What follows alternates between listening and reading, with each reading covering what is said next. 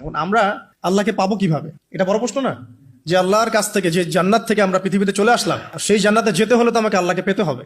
আল্লাহকে পেতে হলে আমার কি কি করণীয়, খুব শর্ট করে আমি কয়েকটা পয়েন্টস আপনাদেরকে শেয়ার করছি। 1 নাম্বার, আল্লাহকে পেতে হলে অবশ্যই তার নবী মুহাম্মদ সাল্লাল্লাহু আলাইহি ওয়াসাল্লামকে অনুসরণ করতে। এছাড়া আল্লাহকে পাওয়ার দ্বিতীয় কোনো পথ নেই। আল্লাহকে পেতে হলে অবশ্যই তার নবী মুহাম্মদ সাল্লাল্লাহু আলাইহি ওয়াসাল্লামের আদর্শগুলো জীবনের প্রতিটা ক্ষেত্রে বাস্তবায়ন করতে হবে। চলাফেরা, ওঠা বসা, খাওয়া দাওয়া, ইস্তেঞ্জা করা, মুআমালাত, ব্যবসা বাণিজ্য, অর্থনীতি, সমাজ, রাষ্ট্র, সব ক্ষেত্রে আপনাকে মুহাম্মদ সাল্লাল্লাহু আলাইহি ওয়াসাল্লামের তরিকা, আদর্শটাকে ফলো করতে হবে। তাহলে আপনি আল্লাহকে পাবেন ইনশাআল্লাহ। যে ব্যক্তি আল্লাহকে পেয়েছে সে দুনিয়াও পেয়েছে, আখিরাতও পেয়েছে। যে আল্লাহকে পায় নাই, দুনিয়াও বরবাদ, আখিরাতও বরবাদ। 1 নাম্বার তাহলে কি কাজ? আল্লাহ পাকের সর্বশেষ নবী মুহাম্মদ সাল্লাল্লাহু আলাইহি ওয়াসাল্লামকে অনুসরণ করা, তার আদর্শ মেনে চলা, 1 নাম্বার। 2 নাম্বার হচ্ছে 5 ওয়াক্ত নামাজ। আল্লাহকে পেতে হলে নামাজ লাগবে। নামাজ নাই, আল্লাহ নাই।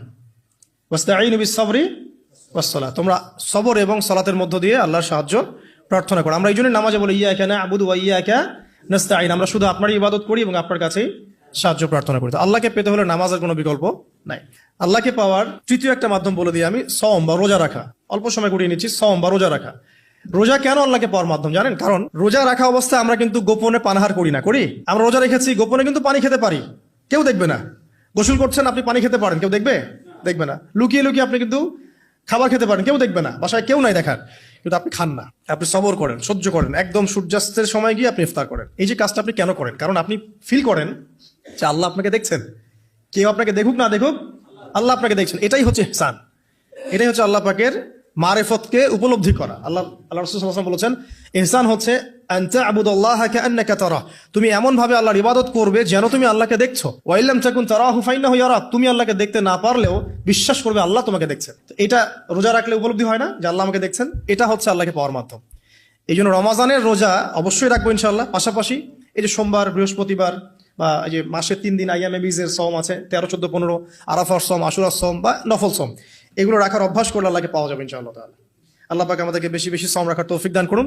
এবং আমাকে, আপনাদের সবাইকে বিগত জীবনে আমরা যারা বিভিন্ন সময় সওম রাখি নাই বা রাখতে পারি নাই, বা বিভিন্ন সালাত পড়ি নাই, পড়তে পারি নাই, এগুলোকে হিসেব করে আদায় করার তৌফিক আল্লাহ পাক দান করুন, আমিন। 4 নাম্বার একটা মাধ্যম বলে দিয়ে আল্লাহকে পাওয়ার, সেটা হলো তিলাওয়াতে কোরআন। কোরআন তেলাওয়াত যে যত বেশি করবে, অর্থ উপলব্ধি করে পড়বে, সে আল্লাহ পাককে চাক্ষুষ পাবে ইনশাআল্লাহ।